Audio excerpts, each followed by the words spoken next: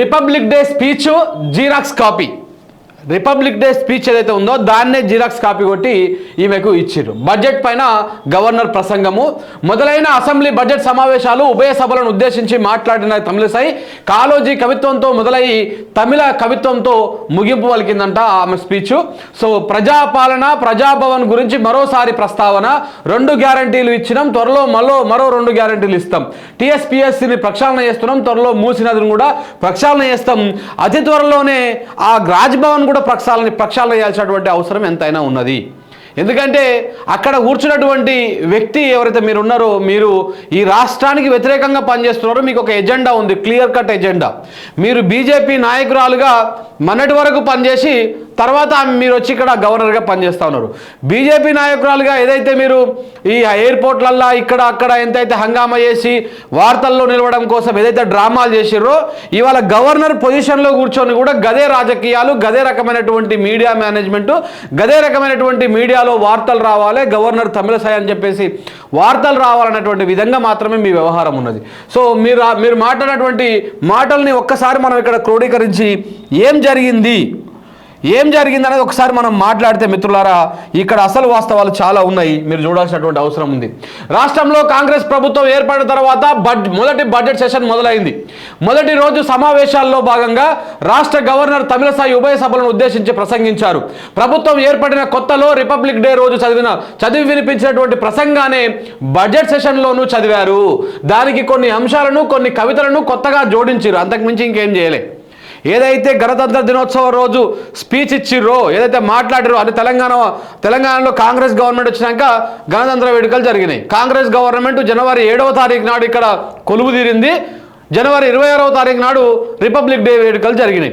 ఆ రోజు ఏదైతే స్పీచ్ మాట్లాడిందో గవర్నర్ మేడము, అదే కాపీని, అదే స్పీచ్ని మళ్ళీ జిరాక్స్ తీసి దాంట్లో కొన్ని యాడ్ చేసిరు, కవితలు అవి యాడ్ చేసి డేట్లు అవి మార్చి ఇవాళ నిన్న కూడా చదవమని చెప్పారు, అదే చదివింది ఆమె. దానికి కొన్ని అంశాలను, కొన్ని కవితలను కొత్తగా జోడించారు. అప్రజాస్వామిక పాలనను దించేసి ప్రజాస్వామిక పాలనను ప్రజలు ఎన్నుకున్నారని గవర్నర్ తన ప్రసంగంలో చెప్పారు. అయితే గతంలోనూ ఇప్పుడు ప్రభుత్వానికి అధినేత గవర్నర్ అనేటువంటి విషయాన్ని మాత్రం కాసేపు పక్కన పెట్టినట్టే కనిపించింది. కాసేపు ఆయన మొత్తమే పక్కన పెట్టింది. అప్పుడు ఎప్పుడైనా కానీ ప్రభుత్వ ప్రతినిధి ఆమె, ఈ రాష్ట్ర తొలి మహిళ, తొలి పౌరురాలు ఇప్పుడు గవర్నర్ గారు. మరి మీరు గత ప్రభుత్వము ప్రజాస్వామ్యంగా లేదు, అది నియంతగా ఉంది, లేకపోతే దాంట్లో తప్పులు జరిగినాయి అంటే ఆ తప్పు నువ్వు చేసినట్టే. ఆ విషయాన్ని మర్చిపోయి ఇంగితం లేకుండా రాజకీయ నాయకుల రాళ్ళ లెక్క మాట్లాడితే గిట్లాంటి విమర్శలే వస్తాయన్నమాట. నారాయణరావు మాటలను ప్రస్తావించారు. ఏమని? అధికారం ఉన్నదని హద్దుపద్దు లేక అన్యాయ మార్గాన నర్జింపబూనిన అచ్చి వచ్చే రోజులంతమైనవి అని చెప్పేసి కాళోజీ రాసినటువంటి కవితను ఈమె చదివి ఆ ప్రసంగాన్ని స్టార్ట్ చేసింది. అయితే ఈ మాటలు ఎవరిని ఉద్దేశించి చెప్పారంటూ సోషల్ మీడియాలో రచ్చ జరుగుతూ ఉంది. ఇక చూడండి, ప్రజాప్రభుత్వం అధికారంలోకి వచ్చిన వెంటనే కంచెలను తొలగించాం, ఇది గవర్నర్ గారి ప్రసంగం. అసలు వాస్తవం ఏంటంటే కంచె వేసింది ఉమ్మడి రాష్ట్రంలోని కాంగ్రెస్ పాలకులు, ఇప్పుడు ఇక్కడ అధికారంలోకి వచ్చింది కూడా గదే కాంగ్రెస్. ఈ విషయాన్ని మనము ఈ అబద్ధాన్ని, ఈ నిజాలను మనం జనవరి 26వ తారీఖు నాడు రిపబ్లిక్ డే రోజు కూడా చెప్పడం జరిగింది, మళ్ళీ కూడా చెప్పడం జరుగుతూ ఉంది. సో ఈమె చెప్తున్నటువంటి ముచ్చట్లు, ఈ డ్రామా ముచ్చట్లన్నీ ఆ రోజు కూడా మనము క్లియర్గా ప్రజలకు వివరించడం జరిగింది. ప్రజాప్రభుత్వం అధికారంలోకి వచ్చిన వెంటనే కంచెలను తొలగించడం అని చెప్తా ఉంది. కానీ ఆ కంచెలు వేసింది కాంగ్రెస్ ప్రభుత్వం, ఆ కంచెలు వేయించింది కాంగ్రెస్ ప్రభుత్వం. అప్పుడు కిరణ్ కుమార్ రెడ్డి ఈ కంచెలను వేయడం జరిగింది. కిరణ్ కుమార్ రెడ్డి ఈ కంచెలని దగ్గరుండి వేయించుకున్నాడు. ఎందుకు అంటే అప్పుడు ఉద్యమకారులు వస్తారు, మా మీదకి ఇబ్బంది అవుతుంది అని చెప్పేసి కంచెలను ఏర్పాటు చేసుకోవడం జరిగిందనమాట. సో ఈ విధంగా ఇక మరొక అబద్ధం, ప్రగతి భవన్ ప్రజాభవన్గా అందుబాటులోకి వచ్చింది, పేరు మాత్రమే మారింది, ప్రజలను కలిసేందుకు అక్కడ మంత్రులు లేరు, ముఖ్యమంత్రి లేదు, కనీసం ఎమ్మెల్యే కూడా ఎవరు దిక్కు లేరు. ఇవాళ శుక్రవారం కదా, ఇవాళ రోజున పోండి, ఆడ ఎవరు ఉండరు, అసలు ప్రజలు రావడం లేదు ప్రజాభవన్కి. ఎందుకు వస్తారు చెప్పండి? మళ్ళీ పోతే గదే ఆఫీసర్లు ఉన్నారు ఆడ. పోనీ ఆ ఆఫీసర్లకు ఇచ్చేటువంటి పని అయినా సక్రమంగా అవుతుందా అంటే లేదు. మీడియాలో వార్తలు రాయించుకోవాలి, ఒక ప్రజా పాలన అని చెప్పేసి ఒక ప్రచారం చేసుకోవాలి, ఇది పిఆర్ స్టంట్లు చేసుకోవాలి. కాబట్టి ఏదో మొదటి రోజు ఒక గంట సేపు ముఖ్యమంత్రి వచ్చిపోయిండు, తర్వాత 2-3 రోజులు మంత్రులు వాళ్ళు వీళ్ళు పోయి జరసేపు కలరింగ్ ఇచ్చిరు, ఫోటోలకు పోజులు ఇచ్చిరు, మీడియాలో కనపడ్డారు, తర్వాత పోయిరు. ఇక రీల్స్ మంత్రి గారు ఆన్నే ఉంటారు, ఇప్పుడు ముఖ్యమంత్రి గారు ఆన్నే ఉంటారు. సో ఇట్లా అందరూ కూడా ఇద్దరు ఆన్నే ఉన్నా కానీ కనీసం ఏ ప్రజలను కూడా కలవడం లేదు. ప్రజాభవన్లో ప్రజలు లేని భవనే ప్రజాభవన్ అనమాట. గతంలో ప్రగతి భవన్ ఉన్నప్పుడన్నా ఆడుకో ఇడుకో పోవడానికి ప్రయత్నిస్తుంటే ఇప్పుడు ఆడికి పోవడానికి కూడా ఇంట్రెస్ట్ లేదు వాళ్ళకు. ఎందుకంటే ఆడ ఎవడు లేడు, ఆడ ఎంతసేపు ఉన్నా మళ్ళీ గదే కలెక్టర్లు లేకపోతే స్పెషల్ ఆఫీసర్లు వాళ్ళకి తీసుకుపోయి ఇవ్వాలి. వాడికి మనం చెప్పేది అర్థం కాదు, మనకు వాళ్ళు చెప్పేది మనకు అర్థం కాదు. ఎందుకంటే మన తెలుగు వాళ్ళు తక్కువ ఉంటారు, ఈ రకరకాలుగా ఉంటుంది పరిస్థితులు ఆడ.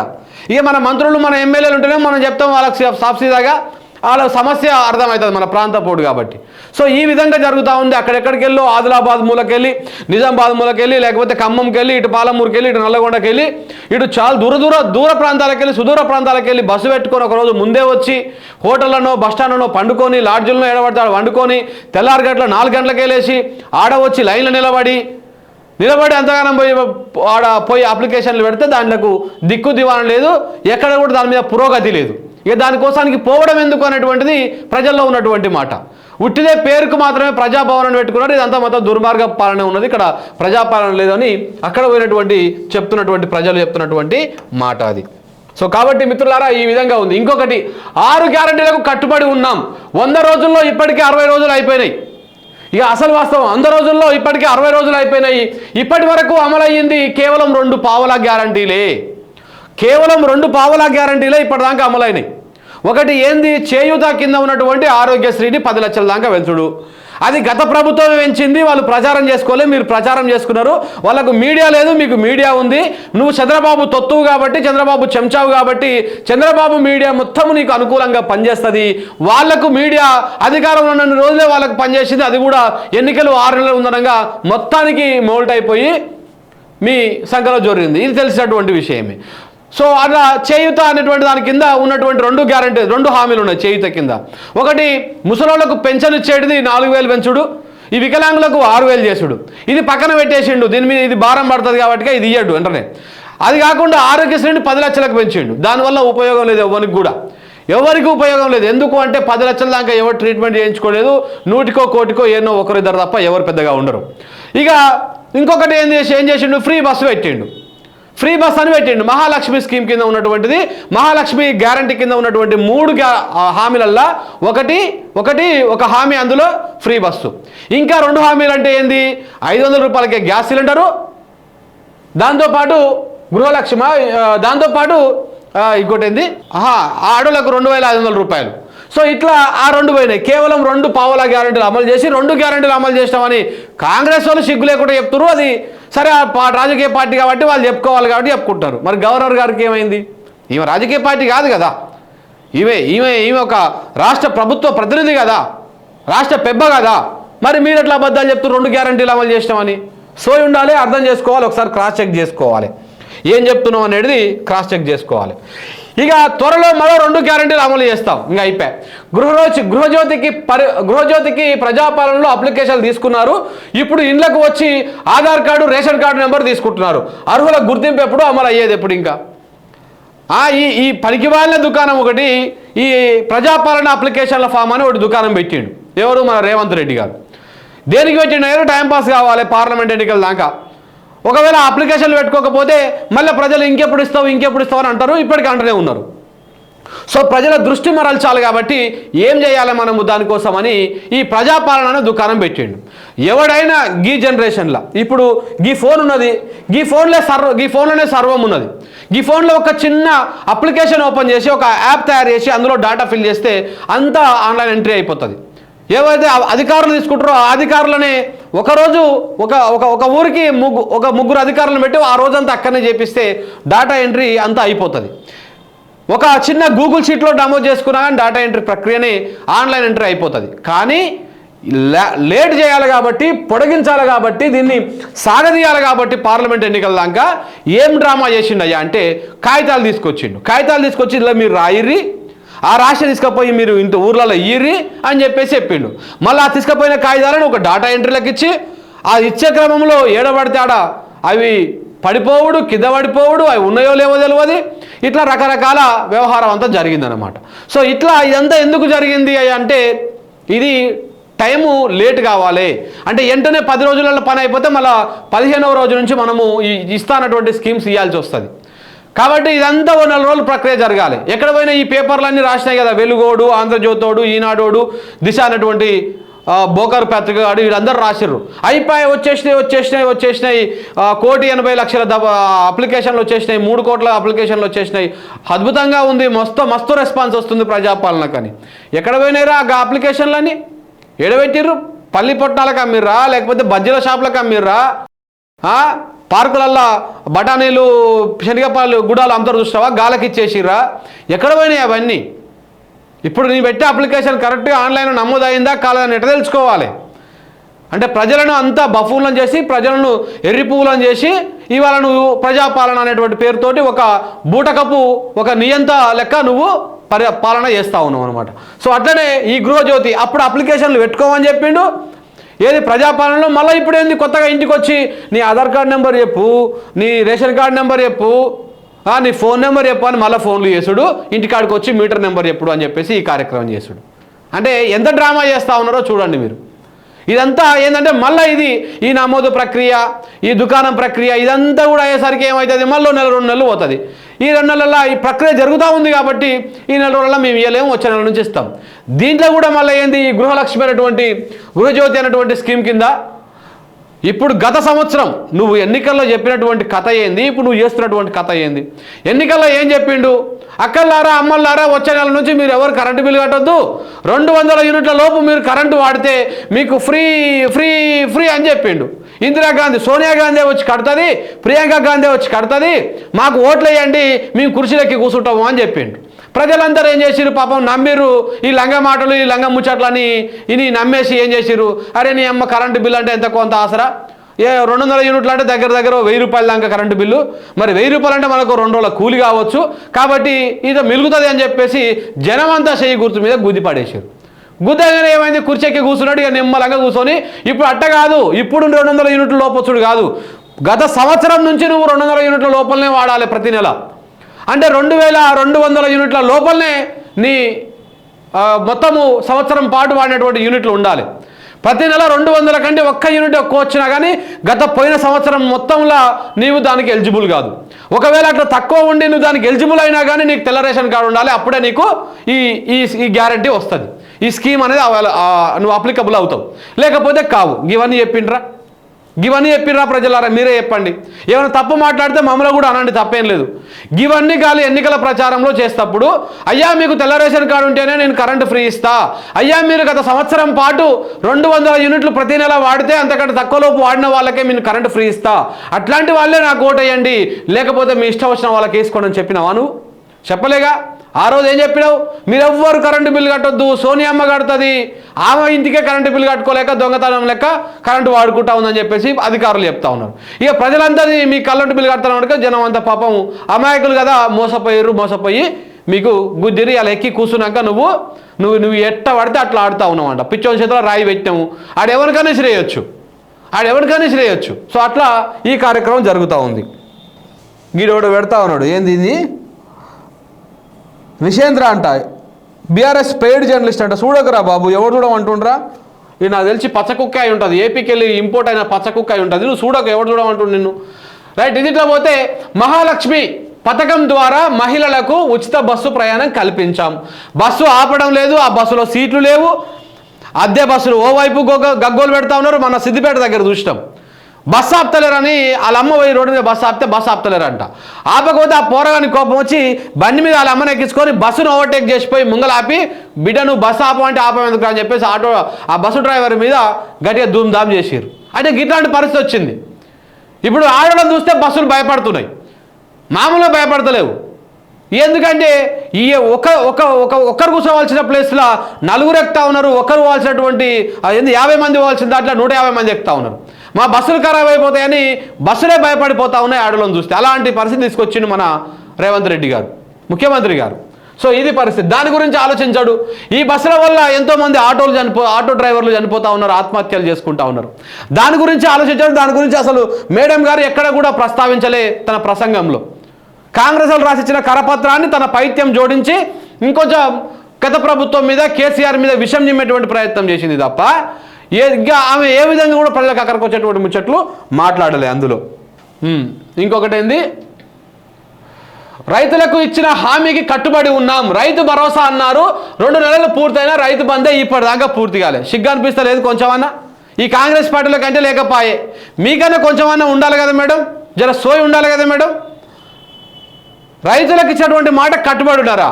పోయి మాట్లాడతారు రైతుల దగ్గరకు పోయి. ఇది మీకు మంచిగానే చెప్తారు, బుద్ధి ఏ విధంగా చెప్పాలనో ఎట్లా చెప్పాలనో చెప్తారు. మీరు మహిళ అయినా సరే మీకు చెప్పాల్సిన చోట చెప్తారు, అదే మహిళా రైతులు చెప్తారు మీకు బుద్ధి. ఎందుకంటే కనీసం జ్ఞానం లేకుండా, కనీసము అవగాహన లేకుండా మాట్లాడుతూ ఉన్నాం తెలంగాణ రాష్ట్రం మీద. రైతులకు రైతు బంధు రాక గగ్గోలు పెడతా ఉన్నారు. ఇప్పటికీ 3 ఎకరాల 10 గుంటల వరకు వాళ్ళకు మాత్రమే రైతు బంధు పడ్డది. ఎంతమందికి పడ్డది మిత్రుల రైతు బంధు? మీరు కామెంట్ చేయండి కింద, నేను చదువుతా. ఎంతమందికి పడ్డది? 3 ఎకరాల 10 గుంటల లోపు ఉన్నటువంటి వాళ్ళకు మాత్రమే రైతు బంధు పడ్డది. ఇంకా పైన వాళ్ళకు రైతు బంధు పడలే. పత్రికలేమో అప్పుడే 4 ఎకరాల వడ్డోళ్ళకి రాస్తాయి, 5 ఎకరాల వాళ్ళకి కూడా పడ్డాయి అని చెప్పేసి వార్తలు రాస్తూ ఉన్నాయి. కానీ పడలే. 4 ఎకరాల వాళ్ళకు కూడా ఇంకా రైతు బంధు పైసలు పడలేదు. కానీ ఈమె ఏం చెప్తాను ఇవాళ ప్రసంగంలో, రైతులకు ఇచ్చేటువంటి మాట కట్టుబడి ఉన్నామంట. గదే రైతుల దగ్గర పోతావా? ఒకసారి నీకు వినిపిస్తాగు. ఒక్కసారి గదే రైతులు నీకు కొన్ని ఉన్నాయి.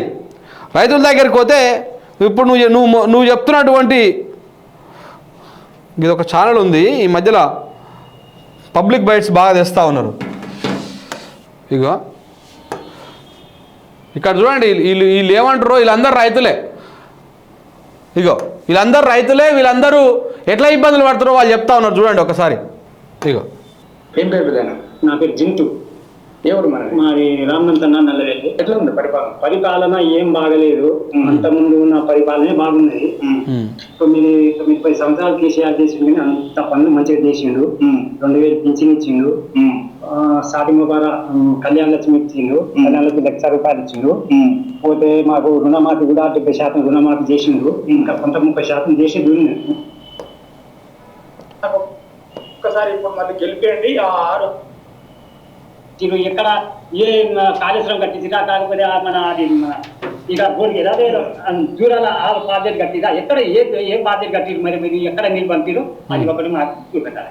మాకు తినే నీళ్ళ కానుంచి మొదలు పెడితే, తినే తిండి కానుంచి మొదలు పెడితే మాకు అంత మంచి 10 సంవత్సరాలు మాకు న్యాయం జరిగింది. 10 సంవత్సరాలు మాకు నీళ్ళకు రంది లేకుండా ఇంటింటికి నల్లాలు, మిషన్ భగీరథ, మిషన్ కాకతీయ, మళ్ళీ ఇంకోటి మన అదేదో ఏదో మాకు నచ్చిన పనులు మాత్రం కేసీఆర్ 10 సంవత్సరాలు మంచిగా ఇది. అంటే ప్రజలు ఏమనుకుంటున్నారో ఒకసారి మీరు చూస్తే అర్థమవుతుంది. ఇక మీరు చెప్పేటువంటి పొంగనాల మాటలేమో, ఈడ కూర్చొని చెప్పే మాటలేమో గట్ల ఉన్నాయి. సో కాబట్టి ప్రజలు క్లారిటీతోనే ఉన్నారు. 200% ఏం చేయాలనో అది చేసేందుకు వాళ్ళు రెడీగానే ఉన్నారు. కర్రు కాల్చి ఎక్కడ ఏడంగా వాత పెట్టాలి, ఎట్లా వాత పెట్టాలి, గవర్నర్ గారికి మాట్లాడుతూ మాటలకైనా, లేదనుకుంటే రేవంత్ రెడ్డి గారికైనా ఎట్లా చెప్పాలనో బుద్ధి అట్లా చెప్తానికి వాళ్ళు రెడీగానే ఉన్నారు. ఇక యువతకు ఇచ్చిన హామీల అమలుకు కట్టుబడి ఉన్నామంట. ఇది మరీ నవ్వాలి, దేంతో వాళ్ళను అర్థం కాని విషయం. యువతకి ఇచ్చినటువంటి హామీకి కట్టుబడి ఉన్నామంట. యువతకి ఇచ్చినటువంటి హామీలల్లా నిరుద్యోగ భృతి ఇస్తా అన్నారు. ఫస్ట్ ఏం చెప్పారు? మొదటి క్యాబినెట్లోనే, తొలి క్యాబినెట్ సమావేశంలోనే మెగా డిఎస్సి మీద మాట్లాడతాము, మెగా డిఎస్సి వేస్తాము అని చెప్పారు. తొలి క్యాబినెట్ పోయింది, 10 క్యాబినెట్లు అయినాయి ఇప్పటిదాకా మీటింగులు. ఇప్పటిదాకా దాని మీద దిక్కు దివానా లేదు. ఇక దాంతోపాటు ఉద్యోగాలు వచ్చిందాకా మీరు నిరుద్యోగ భృతి ఇస్తాము అన్నారు. నిరుద్యోగ భృతి ఇస్తాము అన్నారు అని చెప్పేసి అదే విషయాన్ని అసెంబ్లీలో ఒకరు ప్రస్తావిస్తే దానికి స్వయాన డిప్యూటీ ముఖ్యమంత్రి గారు, డిప్యూటీ సీఎం గారు ఏమంటారయ్యా, మేము నిరుద్యోగ భృతి ఇస్తామని లేదు, మేము ఉద్యోగాలు ఇస్తామని చెప్పేసి మాట తప్పిండు ఆయన. మళ్ళీ ఇదే కాంగ్రెస్ పార్టీ పెద్ద నాయకులలో, అగ్రనాయకులలో ప్రియాంక గాంధీ ఇదే హైదరాబాద్కి వచ్చి ఇదే హైదరాబాద్ యూత్ డిక్లరేషన్ అని పెట్టి ఒక బూత్ డిక్లరేషన్ లెక్క చేసి దాన్ని మేము ప్రతి నెల 4,000 రూపాయలు నిరుద్యోగ భృతి కింద ఇస్తాం, మేము ఉద్యోగాలు ఇచ్చిందాకా మీకు నిరుద్యోగ భృతి ఇస్తాము అని చెప్పేసి ప్రకటించారు. మరి ఎక్కడ పోయావి? యువతకంగా మీరు ఇచ్చినటువంటి హామీలో కట్టుబడి ఉన్నారు. 46 జీవో వాళ్ళు పాపము గోడు పడతా ఉన్నారు, ఓయూలో లొల్లి పెడతా ఉన్నారు. ఏడబడితే వాళ్ళు రోడ్ల మీదకి పోయి ప్లకార్డులు పట్టుకొని ఆందోళన చేస్తూ ఉన్నారు. ఎందుకంటే 46 జీవో వల్ల ఏదైతే హైదరాబాద్ రంగారెడ్డి కాకుండా ఇతర జిల్లాలలో ఉన్నటువంటి విద్యార్థులకు ఇక్కడ అవకాశాలు తక్కువ అవుతా ఉన్నాయి, ఇక్కడ ప్రాబ్లం అవుతా ఉందని చెప్పేసి వాళ్ళు ఒక ఇబ్బందులు పడుతూ ఉన్నారని వాళ్ళ ఆందోళన బీఆర్ఎస్ ప్రభుత్వం మీద చేసిరు, ఇప్పుడు ఈ ప్రభుత్వం మీద కూడా చేస్తూ ఉన్నారు. మరి యువతకు మేలు చేసేదైతే, నిరుద్యోగులకు మేలు చేసేదైతే ఆ 46 జీవోని రద్దు చేయాలి కదా. ఆ ఆందోళన చేస్తున్నటువంటి వేల మంది విద్యార్థులకు, నిరుద్యోగులకు అండగా నిలవాలి కదా. మరి ఏడ నిలబడ్డారు చెప్పాలి కదా ఆ విషయం, చెప్పరు. కానీ ఏం చెప్పారు, మేము హామీల కట్టుబడి ఉన్నాం అంటారు. మొదటి క్యాబినెట్లోనే డిఎస్సి అన్నారు, మెగా డిఎస్సి అన్నారు, దానికి ఇప్పటిదాకా దిక్కులేదు. గత ప్రభుత్వం ప్రక్రియ మొత్తం పూర్తి చేసిన వాటికి మీరు ఫోటోలకు ఫోజులు ఇచ్చి పబ్లిష్ చేసుకుంటున్నారు. కొత్తగా ఉద్యోగాలు ఏడిచ్చారు అని చెప్పేసి నిరుద్యోగుల నుంచి, యువత నుంచి వస్తున్నటువంటి డిమాండ్ ఇది. రాష్ట్రాన్ని అప్పుల కుప్పగా మార్చి మాకు అప్పగించారు, సృష్టించిన ఆస్తుల లెక్కలు కూడా మాట్లాడాలి కదా. మరి మేడం అప్పుల గురించి మాట్లాడిర్రు, మరి జరిగినటువంటి ఆస్తి ఏంది, అప్పుడున్నటువంటి జిఎస్డిపి ఎంత, ఇప్పుడున్నటువంటి జిఎస్డిపి ఎంత, అప్పుడున్నటువంటి పర్ క్యాపిటా ఎంత, ఇప్పుడున్నటువంటి పర్ క్యాపిటా ఎంత, అప్పుడున్నటువంటి పవర్ యుటిలైజేషన్ ఎంత ఉంది పర్ క్యాపిటా కింద, ఇప్పుడు ఎట్లా ఉంది. సో ఇట్లా రకరకాలుగా ఉన్నాయి. పెరిగినటువంటి ఆస్తులను కూడా చెప్పుకోవాలి. నాడు ఒక ఎకరం భూమి ఎంత ఉండే తెలంగాణ రాష్ట్రంలో 2014 నాడు, ఇవాళ ఎంత ఉంది. మనము ఏం చేయకుండానే, మనం ఇన్ఫ్రా పెంచుకోకుండానే, మనము డెవలప్మెంట్ చేసుకోకుండానే మన భూముల రేట్లు పెరిగినాయా, మన ఆస్తుల విలువలు పెరిగినాయా, ఏ విధంగా పెరిగినాయి, దాని గురించి కూడా మాట్లాడుకోవాలి. సో సరే అప్పుల గురించి మాట్లాడుతున్నారు, మరి వీళ్ళు అప్పులు చేయకూడదు కదా. ఇప్పుడు నా ప్రభుత్వం జబ్బులు తెచ్చుకుంటున్నారు కదా గవర్నర్ మేడం గారు. మరి మీ ప్రభుత్వం కూడా రాగానే ఇప్పటిదాకా 10,000 కోట్లు అప్పు చేసింది. ఎవరికి ఇచ్చిర్రు, ఎవరు తిన్నాడు ఆ 10,000 కోట్లు, ఎక్కడ పోయినాయి? 18,000 కోట్లు వచ్చినాయి డిసెంబర్ నెలలో ఆదాయం. ఎక్కడ పోయినాయి ఆ పైసలు? మళ్ళీ మన జనవరి నెలలో వచ్చినటువంటి ఆదాయం అంతా ఎక్కడ పోయింది? ప్రతి నెల 15 నుంచి 18,000 కోట్ల ఆదాయం వస్తుంది రాష్ట్రానికి. ఆ పైసలన్నీ ఎక్కడ పోయినాయి? ఎవడు మింగుతా ఉన్నాడు? ఎటు పోతా ఉన్నాయి? ఇప్పటికి 10ల సంఖ్యలో ఢిల్లీకి పోయి వచ్చిండు ముఖ్యమంత్రి గారు. జనం కష్టపడి పన్నులు కడితే ఆయన ఢిల్లీకి, అమెరికాకి కులుకుతా ఉన్నాడు అనమాట. ఇక ధనిక రాష్ట్రంలో ఇంకోటి ఏంది, రాష్ట్రాన్ని నిర్మించే ప్రయత్నం చేస్తూ ఉన్నవి. ఏం చేయొద్దు మీరు. పునర్నిర్మించే సంగతి దేవుడు ఎరుగు. దేశంలోనే ప్రపంచవ్యాప్తంగా రాష్ట్రం పరువు తీస్తూ ఉన్నారు వీళ్ళు. పునర్నిర్మించుడు కాదు, మీరు ఉన్న రాష్ట్రానికి ఇట్లా ఆ మాత్రం ఎట్లా ఉందో అట్లా ఉంచండి. ఇప్పటికే కేఆర్ఎంబీకి కృష్ణా ప్రాజెక్టులను తీసుకుపోయి అప్పచెప్పేటువంటి కుట్ర చేస్తూ ఉన్నారు. దానివల్ల ఎంత నష్టపోతున్నామో, మేధావులను కలుస్తూ ఉంటే, నీళ్ళ మీద అవగాహన ఉన్నటువంటి వాళ్ళని కలుస్తూ ఉంటే గుండె తరుముకపోతూ ఉంది. ఏంద్ర నాయన నోటికాడికి వచ్చిన బుక్కని కింద పడేసుకున్నట్టు ఇంత దుర్మార్గంగా ఉన్నదేంది కాంగ్రెస్ పార్టీ అని. అందుకే మొదటి నుంచి మనం కాంగ్రెస్ పార్టీకి వ్యతిరేకమే. మన పోరాటం అంతా కాంగ్రెస్ పార్టీ మీదనే. నాడు ఉన్నటువంటి రాష్ట్రాన్ని తీసుకుపోయి ఏపీలో కలిపింది ఇదే దుర్మార్గమైనటువంటి, నీచమైనటువంటి కాంగ్రెస్ పార్టీ. ఇవాళ స్వయంగా తెలంగాణ రాష్ట్రంలో అధికారంలోకి వచ్చినాక కూడా ఈ 60 రోజులలోనే 60 ఏళ్ళు కొట్లాడినటువంటి హక్కులను తీసుకుపోయి 60 రోజులలో కేంద్రానికి మోడీ దగ్గర కాళ్ళ దగ్గర పెట్టినటువంటి, పనంగా అమ్ముడుపోయినటువంటి పార్టీ ఇదే కాంగ్రెస్ పార్టీ. సో కాబట్టి కాంగ్రెస్ పార్టీకి నీతి, నియతు, రాష్ట్ర ప్రయోజనాలు, ప్రజల బాధలు, గోడులు ఇవేవి పట్టవు అనమాట. వాళ్ళ రాజకీయాలు, వాళ్ళ కుర్చీ పదవులు కాపాడుకోవాలి, దీని తప్ప ఇంకొకటి ఏముండదు. ఇక ధనిక రాష్ట్రంలో ఆర్థిక వ్యవస్థను చిన్నాభిన్నం చేశారు. ఆర్థిక వ్యవస్థ చిన్నాభిన్నమే అయితే జిఎస్డిపి ఎలా పెరిగింది, తలసరి ఆదాయం ఎలా పెరిగింది, దాని దగ్గర సమాధానం ఉండదు. ప్రజాభవన్ ద్వారా ప్రభుత్వము ప్రజా సమస్యలను తెలుసుకుంటుంది. అవును నిజమే, కేవలం తెలుసుకుంటుంది, పరిష్కారం దాకా పోవడం లేదని అదే బాధితులు అదే ప్రజాభవన్ ముందు నిరసన కూడా తెలుపుతా ఉన్నారు. పోయి కావాలంటే పోయి కెమెరా పెట్టు, పక్కనే కదా గాంధీ భవను, అదే మన రాజ్ భవను, ఈ ప్రజాభవన్ పక్కనే ఉన్నాయి కదా. 2 నిమిషాలు నడుచుకుంటా కూడా పోవచ్చు, నీకు వాకింగ్ కూడా అవుతుంది పొద్దుగాల పూట. పోయి చూడిపో ఒకసారి ఏం జరుగుతూ ఉందో ఆడ తెలుస్తుంది. ఇట్లా అబద్ధాలు చెప్పుడు కాదు. ప్రజాపాలనలో 1,80,00,000 దరఖాస్తులు వచ్చాయి. దేనికి? 4 కేసు గీసుకోవడానికా? వచ్చే దరఖాస్తులు ఎక్కడ పోయినాయి? వచ్చిన దరఖాస్తులు ఇప్పటిదాకా ఆ దరఖాస్తులు ఏమైనాయి? మళ్ళీ 200 యూనిట్ల కరెంటు కోసం మళ్ళీ ఇంటి దగ్గరకు వచ్చి ration card, Aadhaar card, phone number, నీది అది ఇది అని ఎందుకు అడుగుతా ఉన్నారు? ఫోన్లు చేసి ఇంటికాడికి వచ్చి ఎందుకు అడుగుతా ఉన్నారు? మరి అన్ని అలానే రాష్ట్రం కదా. 1,80,00,000 దరఖాస్తులోనే, ప్రజాపాలన దరఖాస్తులోనే అన్ని రాసిచ్చినాం కదా. మళ్ళీ ఎందుకు ఫోన్లు చేసి అడుగుతా ఉర్రు? అంటే మీదంతా డ్రామా. ఇచ్చే ఉద్దేశం లేదు. ఇప్పుడు మీకు ఇవ్వాలనే ఉద్దేశం ఉంటే ఏదో ఒక విధంగా ఇచ్చేవాళ్ళు, కానీ మీకు ఇచ్చే ఉద్దేశం లేదు కాబట్టి ఇట్లాంటి డ్రామా అంతా పడుతూ ఉంటారు అన్నమాట మీరు. తెలంగాణ ప్రజలు ప్రజాస్వామ్యం కోసం పోరాడారంట. నీ మొహం పోరాడారు, ఒకసారి పోయి అద్దంలో చూసుకో, తెలుస్తుంది. ఇప్పటికీ పోరాడుతూనే ఉన్నారు. అసెంబ్లీ జరుగుతోంది. విద్యార్థులు ఆందోళన, విద్యార్థి నాయకులను గతంలో ఇప్పుడు ప్రభుత్వంలో ఉన్న వాళ్ళు దగ్గరుండి ఉద్యోగం నడిపించిన జీవో 46 బాధితులను అరెస్టు చేశారు. సో ఇంకా పోరాడుతూనే ఉన్నారు. మరి ప్రజాస్వామ్యంలో నిన్న ఒక వీడియో ఉన్నది. ఇదేనా ప్రజాస్వామ్యం అంటే? ఇగో హాస్టళ్ళకు పోయి, స్వయంగా హాస్టళ్ళకు పోయి విద్యార్థులను నిరుద్యోగులను ఏ విధంగా అరెస్ట్ చేస్తా ఉన్నారో చూడండి. ఓయో హాస్టల్లో జరుగుతున్నటువంటి తతంగం ఇది. మరి ఇవి కనపడతలేవా? ఇదేనా ప్రజాస్వామ్యం అంటే? ప్రజాస్వామ్యం కోసం పోరాడుతూ ఉన్నాము, ప్రజాస్వామ్యం వచ్చింది అని చెప్పేసి స్టోరీలు చెప్తా ఉంది మన గవర్నర్ గారు. టీఎస్పీఎస్ని ప్రక్షాళన చేస్తూ ఉన్నాం. ప్రక్షాళన అంటే పాతోళ్ళను వికేసి కొత్తోళ్ళను పెట్టడమేనా? గతంలో జరిగిన తప్పుల్లో పాతోళ్ళ ప్రమేయం ఎంక్వైరీ చేసి చర్యలు ఏమైనా తీసుకుంటారా? ఎక్కడ ఆయన ఎవరు? మన మాజీ టీఎస్పీఎస్ చైర్మన్ జనార్దన్ రెడ్డి ఉన్నప్పుడు 2 సార్లు పేపర్ లీకేజ్ అయింది, 2 సార్లు పరీక్షల నిర్వహణలో ఫెయిల్ అయ్యిండు. దానికి కారణం ఎవరు? ఆత్మహత్యలు చేసుకుంటే దానికి కారణం ఎవరు? మరి ఆయన ఎందుకు విచారించడం లేదు? ఆ కేసు ఎక్కడ పోయింది? ఇక నువ్వు రెడ్డే నేను రెడ్డే కాబట్టి ఇద్దరం రెడ్లమే కాబట్టి నువ్వు నాకు సహకరించు నేను నీకు సహకరిస్తా అని బీఆర్ఎస్ ప్రభుత్వం ఉన్నన్ని రోజులు జనార్దన్ రెడ్డి గారు మీకు సహకరించినట్టుంది. మీరు ఇప్పుడు ఆయనను వదిలేసి ఆయన మీద ఎలాంటి విచారణ చేయకుండా ఆయనకు మీరు సహకరిస్తున్నారు. అంతే కదా? ఇదే కదా జరుగుతున్నటువంటి ఒప్పందం మీకు మధ్యలో ఉన్నది. ప్రజలు ఇదే అనుకుంటున్నారు. మరి ఇదే జరిగింది కాబట్టికనే ఏ విచారణ లేదు అని. టీఎస్పీఎస్సీ మీద లీక్ అయినటువంటి వ్యవహారం మీద ఎందుకు విచారణ లేదు? ఆయన చైర్పర్సన్ మీద ఎందుకు ఇంకా జ్యుడిషియల్ ఎంక్వైరీనో అసలు ఏం జరిగిందని ఎంక్వైరీ ఎందుకు వేయడం లేదు? ఎందుకంటే ఇద్దరు దొంగలే కాబట్టి తోడు దొంగలు కలిసి ఇలా దొంగలు కలిసి రాజ్యాలు పంచుకున్నట్టు ఊర్లు పంచుకున్నట్టు ఇవాళ మీరు టీఎస్పీఎస్సీని ఆగం చేసి ఇప్పుడు ఇలా ఎక్కి మీరు కులుకుతా ఉన్నారు. కొత్తగా 40,000 కోట్ల పెట్టుబడులకు ఒప్పందాలు జరిగినాయి. ఇంకా ఇది మరి దేంతో నా వాళ్ళు అర్థం కాని విషయం. ఈ ఒప్పందాలన్నీ సగానికి సగం ఇది తెచ్చినాయి. కేవలం 1800 కోట్లు మాత్రమే కొత్తగా మన పోయి దావోస్కు తెచ్చినాయి. 40,000 కోట్ల పెట్టుబడులు అన్నీ కూడా గత ప్రభుత్వ హయాంలోనే మాట్లాడుకోమని పెట్టుకున్నారు. కేవలం ఆడుకోయి చేసిరు. అందులో ఒక ఈయన చెప్పేస్తున్నటువంటి ఏదైతే ఆదాని గ్రూప్తోనే అది పెట్టుబడి కాదు అని చెప్పేసి ఆయన మన డిప్యూటీ సీఎంఏ చెప్తా ఉన్నాడు. సో అవి ఒక్కటి తప్పితే మిగతా అన్ని కూడా గత ప్రభుత్వం మాట్లాడినవి.